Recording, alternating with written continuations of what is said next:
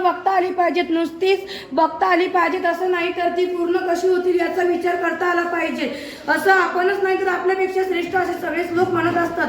आता स्वप्ने निर्माण करावी लागतात की ती उत्पन्न होतात हे आपल्याला माहित नाही. स्वप्नांविषयी लोक काय शिकवलं म्हणून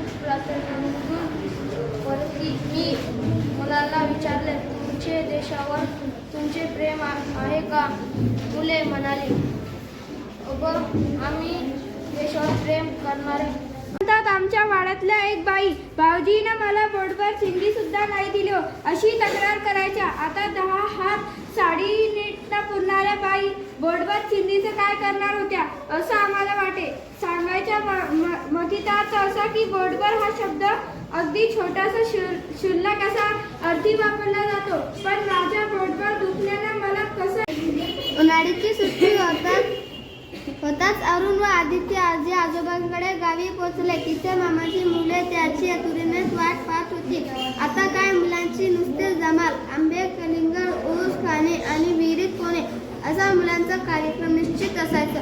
उन्हाळीमुळे आजी त्यांना घराचे झोपडे राहत होते. त्यांना गजानन नावाचा मुलगा होता.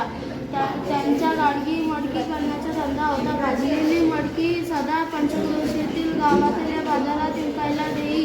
गाढवाच्या पाठीवर मडकी ठेवून ते हातात हातात तो बाजाराला जायचा आणि येताना त्यांच्या पाठीवरून बसून यायचा. कधी कधी एखाद्या बाजारात मडकी ती तो वादळ झडतात आणि पचवतात, पुढं विशाल सागराचं रूप धारण करतात. काही माणसं वादळामुळे कोलमडून पडतात, तर काही माणसं वादळ पचवण्याचे धडे दुसऱ्याकडून घेतात. आयुष्यभर आदिवासीसाठी दहाडू जवळील कोलपाडच्या टेकडीवर ज्ञानयज्ञ तेवत ठेवणाऱ्या थोर समाजसेविका आणि शिक्षण तज्ञ अनुताई नागपूर दादर एक्सप्रेस इगतपुरी स्टेशन 3 तास थांबून राहिले. गाडीतले प्रवासी कंटाळून प्लॅटफॉर्मवर एजरा घालू लागले. कोणी बुक स्टॉलवरची वर्तमानपत्रिके घेऊन माझ्या जागेवर आडवे झाले. 2 प्रवासी मात्र एका दगडी बाकड्यावर जाऊन बसले आणि त्यांच्या गप्पा सुरू झाली. सुमारे 1 तासभर गप्पा मारल्यानंतर माझे प्रेम आहे. मी एकदा एका शाळेत गेलो होतो. शाळेची प्रार्थनेची वेळ होती. मुले पुस्तकाची प्रतिज्ञा म्हणतायत. ते पाहून मी सुकावलो. मुले प्रार्थनेहून परतले. मी मुलांना विचारले, तुमच्या देशावर तुमचे प्रेम आहे काय? मुले म्हणाली, अल्बत आपल्या देशावर प्रेम न करणारे आम्ही घरांचे थोडेच आहोत. मी विचारले, तुम्ही देशावर प्रेम करता म्हणजे काय करता? मुले आश्चर्याने पाहत परसू पाय ओढत पायावरून येऊन बसला. आपली टकरीत बोटं त्याने गुळगुळीत पायीवरून फिरवली. मग दोन्ही पाय मोडून गुडघ्यावर हात ठेवून तो आभाळाकडे बघत बसला. कुठं जरा आतात जाऊन बसाय. सुनेचा आवाज आला. दरवाजांच्या चौकटीला धरून परसू उठला. त्यांचे पायांची हाड इंजनमध्ये बिघाड झाल्यामुळे नागपूर दादर एक्सप्रेस स्टेशनवर 3 तास थांबून राहिली. गाडीतले प्रवासी प्लॅटफॉर्मवर एजरा घालू लागले. कोणी बुक स्टॉलवरची वर्तमानपत्रे घेऊन वाचत जागेवर आडवे झाले. 2 प्रवासी मात्र एका दगडी बाकावर जाऊन बसले आणि त्यांच्या गप्पा सुरू झाल्या. सुमारे 1 तासभर गप्पा मारल्यानंतर ते दोघेही कंटाळले. त्यांनी चहा मागवला. चहा घेतल्यानंतर त्यांच्या गप्पा पुन्हा रंगल्या. ते तेवढ्यात मोठ्यानं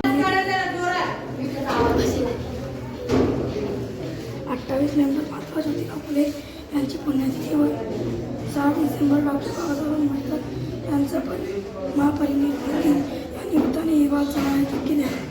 या बालसभेचे नियोजन माणसाला स्वप्न बघता आली पाहिजे, नुसतीच बघता आली पाहिजे असं नाही, तर ती पूर्ण कशी होणार त्याचा विचार करता आला पाहिजे. असं आपल्यालाच नाही श्रेष्ठ असे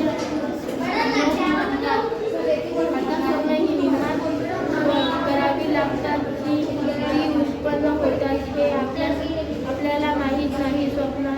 स्वप्नाविषयी लोक काय बोलतात. कुणी म्हणाला, राजा तुझ्या इंग्लंडला जाणं पक्क झालं का? काय काका त्यांनी पासपोर्ट मिळाला, विजा काढला, नवीन कपडे टेलरकडून परवा शिवून घेतले, 4 ठिकाणीतल्या भेंडीचे कपडे घेतले आहे. तुम्ही दिलेली घड्याळ तर मी आताच वापरायला काढली आहे. राजा, हे घड्याळ भारी किमतीचं आहे. 10,000चं मोजले. हे घड्याळ खास तुझ्यासाठी घेतलं होतं. विमान प्रवासासाठी तुला 50,000 रुपये घट्टवीन. जन्माला आलेला प्रत्येक माणूस जन्माबरोबर नातं नावाची एक भली मोठी माळ लिहून येतो.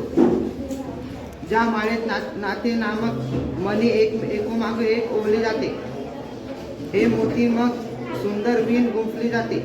आपल्या सर्व भोवती न कळत विणत जाणारी आणि भेटणाऱ्या प्रत्येक नात्यांची माझ्या बालपणी त्या माझ्यासाठी